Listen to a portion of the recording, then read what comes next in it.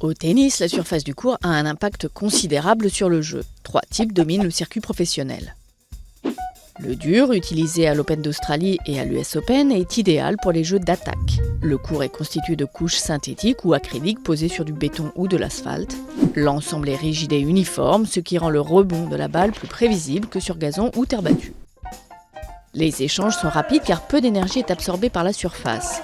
Les articulations des joueurs y sont particulièrement mises à l'épreuve et les blessures plus fréquentes que sur les autres supports. La terre battue utilisée à Roland-Garros est une surface plus lente, propice au match marathon. Elle est la plupart du temps rouge, faite de briques pilées. La couche supérieure de la texture permet aux joueurs d'effectuer de longues glissades, mais est relativement contraignante en extérieur dans des zones pluvieuses. Une petite pluie n'arrête pas un match, mais après une averse, la terre battue met du temps à sécher.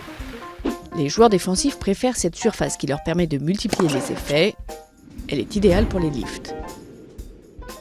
Le gazon utilisé à Wimbledon est une surface rapide, prisée comme le dur des attaquants, en particulier des bons serveurs et des spécialistes de la volée. C'est sur gazon que se jouent généralement les matchs les plus courts. Surface fraîche, le gazon qui renforce l'efficacité des balles slicées a le désavantage de s'user rapidement.